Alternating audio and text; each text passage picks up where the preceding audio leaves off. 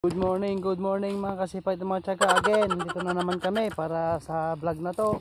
So ayan, andito na ako sa parsa ng ating tabungos. So natapos ko nang mailagay yung mga tire mga kasipay at mga tiyaga. So naubos na yung tire, so nagkulang tayo. So magkakalayuan lang tong espasyo dito sa gitna. So ang gagawin ko ngayon mga kasipay at mga tiyaga ay lalagyan ko ng liting na blue. Ito yung ilalagay ko mga kasipay at mga tiyaga sa mga pagitan ng ating tire wire para mas lalo pang tumibay. Gaya nga ng pagmamahalan namin ni Mahal na kahit sa sobrang hirap namin, so ayun siya guys, ay napapatibay pa rin namin yung relasyon namin kahit ganito ang buhay namin. So nagsimula nang akong maglagay ng blue na liting dito mga kasipa at mga katyaga. Ang kailangan lang rito ay sipag at tiyaga, dahil nakakangangawit tong paglagay ng blue na liting dito sa taas ng ating mga trellis. At dahil sa kaganahan kong maglagay ng blue na liting dyan sa ating trellis, hindi ko na namamalayan yung oras. Hello guys, so ayan, alas 12 na. So umuwi na yung aking asawa para magsaing. So ito na yun yung mga natapos ko. So yan na yung mga natapos ko guys. Tapos ko na maglagay ng blue na liting. At yan, sa wakas finally tapos na dyan sa taas. So ang isusunod ko naman dito na sa mga poste na to, so lalagyan ko na ng blue ulit ng liting dyan para makapag-akyat na tong ating mga upo. So excited na ako sa kakalabasan nitong palsa natin mga kasipat mga katyaga. So ito na yung gagawin ko guys. Magsisimula na ako dito sa pag-akyatan nitong ating upo. So una, ito yung gagawin ko.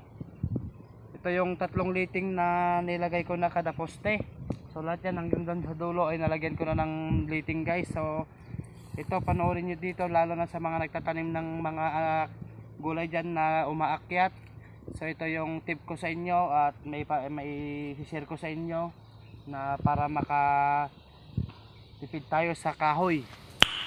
No. So gawa lang tayo ng B-shape dito guys hanggang sa dulo.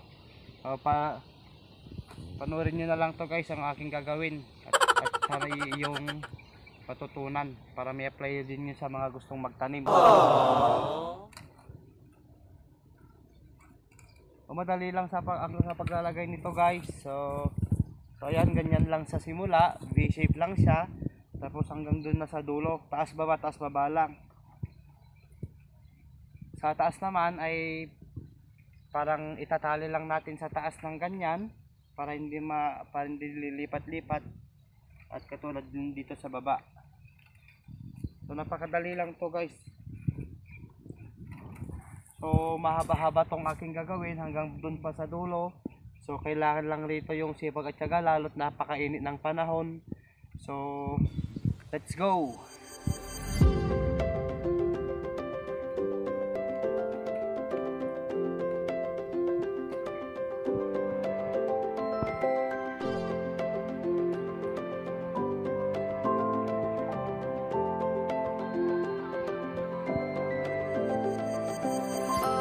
So yun guys, so nakaisang linya na ako at kasama ko na naman yung aking asawa guys. Andito naman siya para tumulong.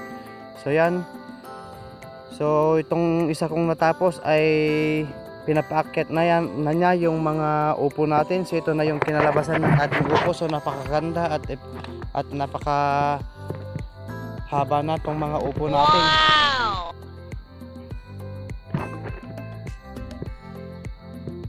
So ito na guys yung kinalabasan ng ating sipag at tiyaga. Oh my God! So sa susunod naman na abangan natin guys yung pagbubunga naman nito, kung paano ang pagkabitin nito dito sa taas, ang mga bunga, at sana maraming maibubunga tong ating pananim. Dahil sinamahan namin ito ng TLC, Tender Loving Care. Sana all. Sa di inaasahang pangyayari mga kasipat mga tiyagas, nasagi ko sa ating mga pananim na upo tong aking paa.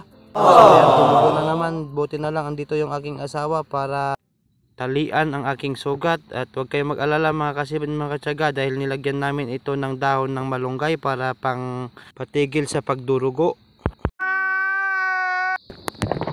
So ayan nga, balik nga uli kami sa trabaho. So ayan, kahit ganun ang nangyari, tuloy pa rin. So ipakita natin sa ating mga pananim na wag susuko at ganun din naman sila na wag silang susuko at magbibigay sila ng bunga. Nice. So tamang pahinga lang mga kasipa at mga tiyaga. So dito pala kami palaging nagdi-date ng aking asawa. Wow! Sana all. At dito nga sa garden namin ay pinapatibay niya ang aming relasyon. At lalo na sa pagsasama namin sa pang-araw-araw na trabaho dito sa aming garden. So yun na nga mga kasipag mga tiyaga, dito na muna nagtatapos ang aming vlog for today. So konting kahilingan lang po mga kasipa at mga tiyaga na pakipollow nyo po ang aming Facebook page at pakisubscribe na rin po ang aming YouTube channel. Maraming salamat po.